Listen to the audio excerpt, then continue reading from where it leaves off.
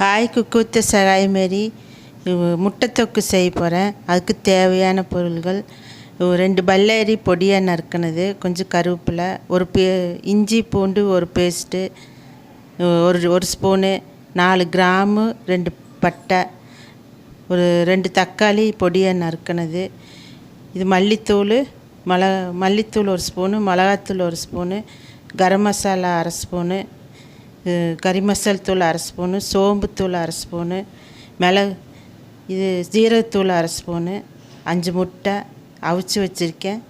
இது மாதிரி அகலமான ஒரு பாத்திரம் வச்சுக்கோங்க. வச்சு இதில் ஒரு 4-5 ஸ்பூன் தேங்காய் எண்ணெய் ஊற்றிருக்கேன். சூடானது இந்த கிராம்பு பட்டையும் இதில் போட்டு அது கொஞ்சம் லைட்டாக சூடானது இந்த வெங்காயமெல்லாம் போட்டு நல்லா வணங்கணும். இது போட்டு ஒரு 5 நிமிஷம் வணங்கிட்டு நீங்கள் தக்காளி போடணும்.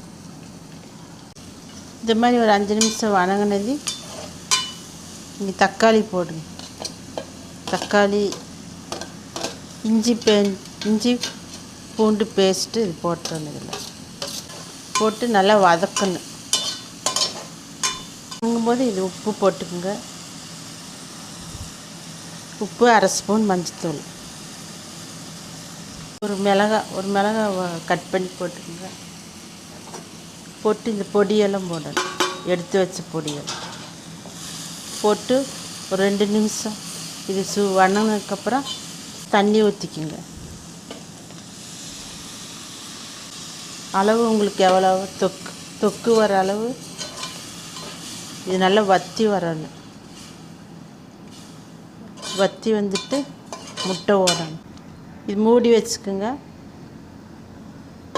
ஒரு கொதி வரும்போது முட்டை ஓடணும்.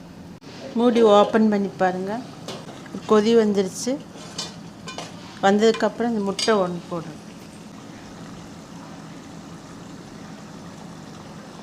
முட்டை போட்டு நீங்கள் ஒரு இலக்கிட்டு கொஞ்சம் வற்றி வரும்போது உங்களுக்கு தொக்கு மாதிரி ஆயிடும்.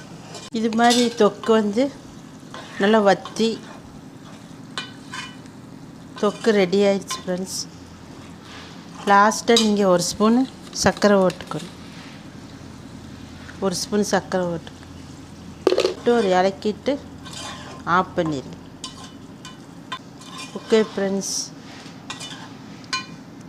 முட்டை தொக்கு ரெடி ஆயிடுச்சு.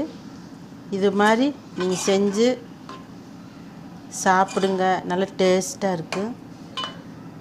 ப்ரெட்டுக்கு, தோசைக்கு, சப்பாத்திக்கு செமையாக இருக்குது. நீங்கள் இது மாதிரி சாப்பிட்டு எனக்கு எப்படி இருக்குன்னு கமெண்ட் பண்ணுங்கள், லைக் பண்ணுங்கள், ஷேர் பண்ணுங்கள், சப்ஸ்கிரைப் பண்ணுங்கள் ஃப்ரெண்ட்ஸ். இது நல்லா டேஸ்ட்டாக இருக்கும். நீங்கள் இது மாதிரி செஞ்சு பாருங்கள். Okay friends, thank you.